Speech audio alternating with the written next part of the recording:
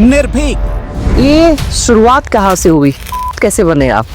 निडर, रोज क्या दिमाग में भरा जाता है जिसकी वजह से आप लोगों में इतना गुस्सा आ जाता है? अटल, सरल, लेकिन कश्मीर, कश्मीरियत और कश्मीरी आवाम के लिए हर दिन कुछ नए रास्ते ढूंढ कर लाने वाली, बदलते जम्मू कश्मीर की कहानी को दुनिया तक पहुंचाने वाली, जम्मू कश्मीर के युवाओं की बात सुनाने वाली, जम्मू कश्मीर के भटके युवाओं को सही राह पर लाने की सीख देने वाली, जिंदा कौम की जिंदा पत्रकार, जिंदा आवाज, जिन्हें आतंकियों की गोली से डर नहीं लगता, जिन्हें डर नहीं लगता जन्नत के पहाड़ों की कोख में छिप कर बैठे बम बारूद से तबाही मचाने वालों से। वो नाम है ममता सिंधु थोरी।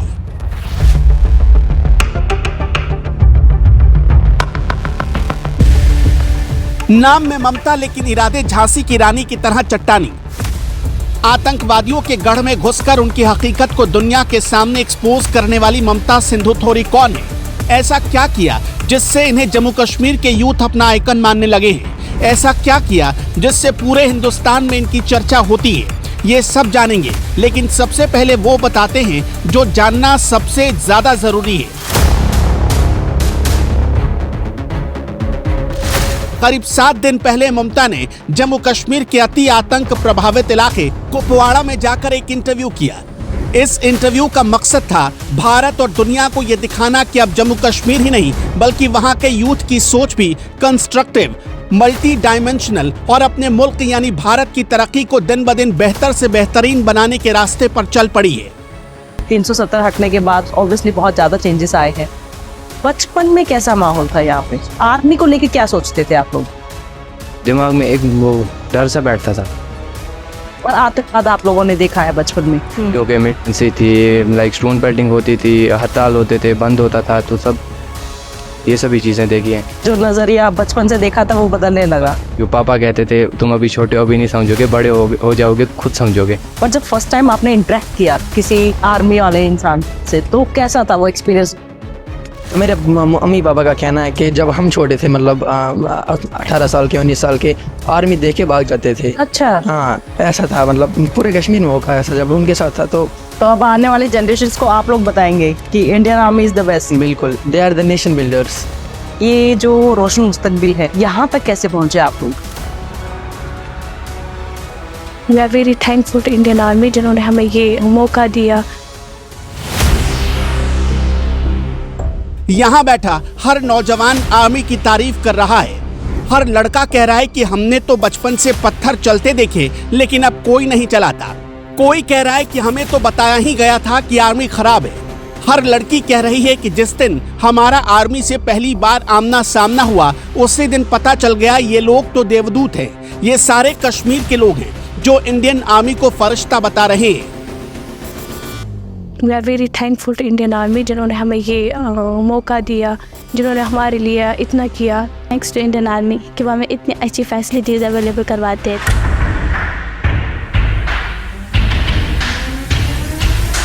लेकिन इस इंटरव्यू के पब्लिक होने के कुछ ही देर के बाद माहौल एकदम से बदल गया। कश्मीरी नौजवानों की बात पत्थरबाजों की ट्रेनिंग इंडस्ट्री चलाने वालों को नश्तर की तरह चुभ गई। बस फिर क्या था, वो वही अपने सालों पुराने काम में लग गए और कश्मीर के युवाओं को फिर से भटकाने में लग गए। ममता सिंधु को धमकियां मिलने लगी, उनके लिए अमर्यादित शब्दों का इस्तेमाल किया जाने लगा। उनके वीडियो के कमेंट सेक्शन में जाकर उल्टा सीधा लोग लिखने लगे।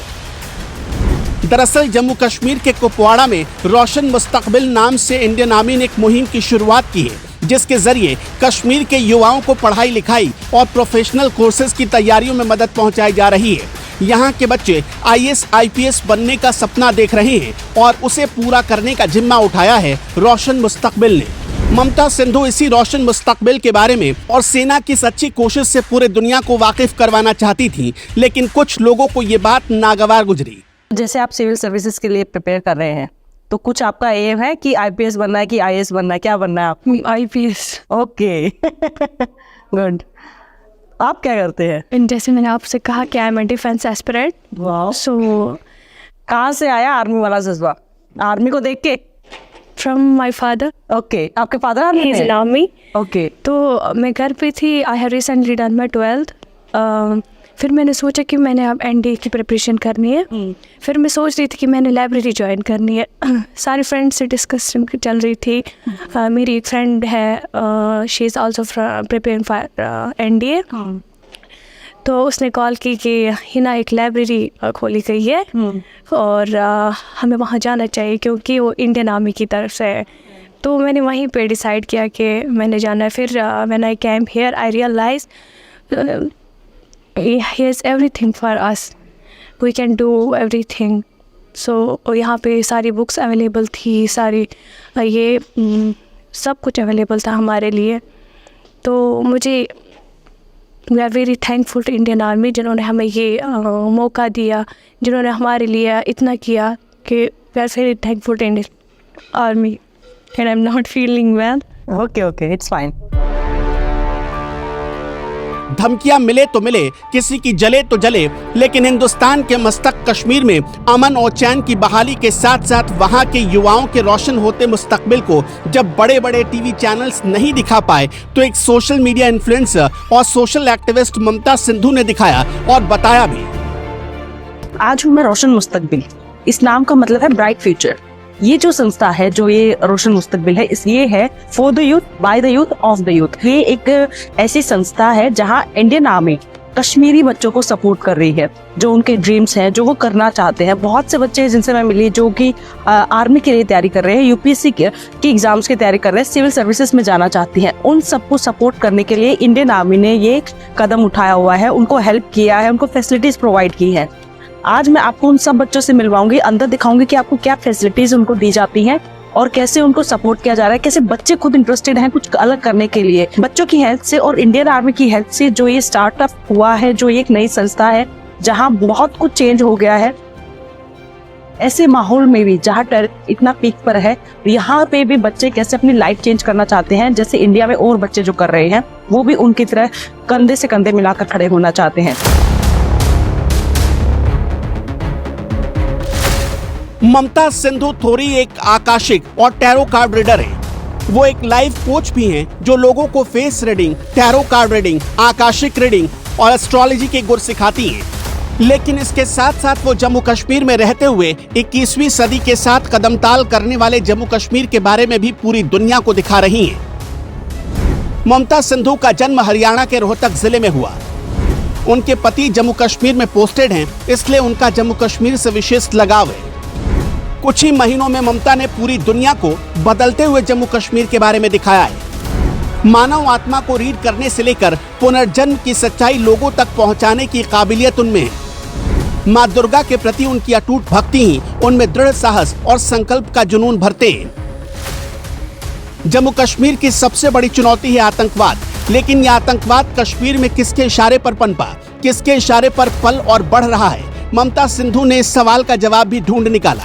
अपनी जान पर खेलकर जैसे हमारी सेना हमारे सरहद की हिफाजत करती है, ठीक उसी तरह ममता ने अपनी जान पर खेलकर एक आतंकवादी के मुंह से ही आतंकवाद की नर्सरी और कॉलेज चलाने वालों को एक्सपोज कर दिया। इस इंटरव्यू में एक आतंकवादी ने बताया कि जम्मू कश्मीर में वो कौन लोग हैं जो आतंकवाद को बढ़ावा देते हैं।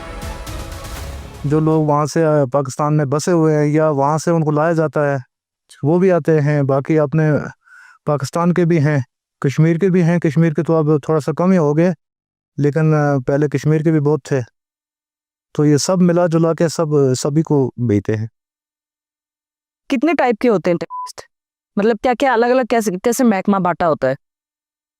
जैसे वो मैंने आपको पहले बताया ना कि बम वाले अलग होते हैं, इसका जो वेपन वाले जैसे एक ग्रुप है वो अलग होता है। इसी तरह से जो कहीं और कुछ काम करना होगा जिसने कोई, वो भी ऐसे अलग अलग होते हैं। अपने अपने तरीके से कमांड दी जाती है सबको, आपने अपना कोई बंदा सीनियर दिया जाता है, जैसे वो जाओ भाई आपने ये काम करना है, तो उस हिसाब से वो अपना काम करते हैं। तो जो साइडर पर जो होते हैं कि जो मतलब खुद में लेके जाते हैं और एकदम से, वो क्या कुछ अलग खास होते हैं, उनको अलग खास चूज किया जाता है? हाँ, उनकी ट्रेनिंग जो है वो सबसे अलग होती है। वो लेकिन वो बताते नहीं कभी ISI कौन है वो सब, मतलब कोई पहचान वहाँ पे अपने बताता नहीं है? पहचान नहीं बताते हैं, पहचान। तो कभी बात करते हुए सुना हो आपने? कुछ ऐसा कभी हुआ है कि आपने कुछ ऐसा सुन लिया हो बात करते हुए? बात करते तो सुन लेते हैं कभी कभी, वो उससे पता चल जाता है कि ये बंदे जो हैं ISI वाले भी हैं, फौजी भी हैं इसमें, लेकिन वो कभी अपनी पहचान वो नहीं करते हैं सामने। पाकिस्तान के पॉलिटिशियंस भी आते हैं मिलने? पॉलिटिशियन को तो हमने नहीं देखा कभी, उधर कैंप के नज़दीक नहीं आते हैं वो। अगर आए भी कहीं बड़े लोगों से मिलते होंगे, जैसे वो ग्रुप लीडर वगैरह होंगे, लेकिन तो इस तरह नहीं आते हैं अंदर। मतलब सारी मिली भगत है घूम फिर के? हाँ, सारी मिली भगत है सारे देश के। आपको कौन कौन सी भाषाएं सिखाई जाती है? मतलब अगर आप जैसे इंडिया आ रहे हैं तो कौन कौन सी भाषाएं सिखाई जाती हैं? नहीं, हमें उनको सिखाने की ज़रूरत नहीं पड़ती है ना, क्योंकि हम इधर के हैं, कश्मीर के लोग हैं जो, वो उनको सिखाना पड़ता है अफगानिस्तान वालों को। बाकी जो बाहर के कोई सूडान से आएगा जैसे और किसी देश से आएगा, उनको बाकी इधर उनको पता है कि इनकी भाषा एक ही है सब लोगों की, हमें नहीं सिखाई जाती भाषाएं। क्या आपने कोई बड़ा ऑपरेशन प्लान होते हुए देखा है? मतलब कोई बड़ा मिशन की तैयारी चल रही है, बेशक आप उसका हिस्सा नहीं है, लेकिन आपने देखा हो? हाँ, वहाँ तो बहुत सारा, जैसे ये अपना टूरिज्म का मामला है, जैसे टूरिस्टों के लिए तैयारी वो तो करते रहते हैं कि भाई टूरिस्टों को उड़ाना है, ऐसे ऐसे मामले उस पे कोई एक किस्सा बताइए आप। हाँ, वो टूरिस्टों के लिए प्लान करते हैं ना, कर रहे थे एक बार कि भाई जो अमरनाथ जी यात्रा है उसमें जो है टूरिस्टों को वहाँ से रोकना है, नुकसान पहुँचाना है बहुत ज़्यादा, उस पर प्लान कर रहे थे। ये तो प्लान उनका चलता रहता है बहुत ज़्यादा टूरिज्म के ऊपर। अगर इंडिया में कहीं भीड़ के इलाके में कोई टैक्स घूम रहा है, ठीक है, तो कैसे पहचाने? हमें तो पहचान ही नहीं होती है, क्या अलग होता है ऐसा? नहीं, यहाँ पे पहचानना बहुत मुश्किल होता है, ये सबके लिए ये पता है कि यहाँ पहचानना मुश्किल होता है। खूब लड़ी मर्दानी वो तो झांसी वाली रानी थी। ठीक झांसी की रानी की तरह ममता सिंधु अडिग हैं और आतंकवादियों की सैकड़ों धमकियां भी उनके हौसले को पिघला नहीं पा रही। ऐसे हिम्मत वाली, निडर और निर्भीक महिला को हमारा सैल्यूट है। आप ममता सिंधु का हौसला कैसे बढ़ाएंगे, हमें कमेंट बॉक्स में बताइएगा।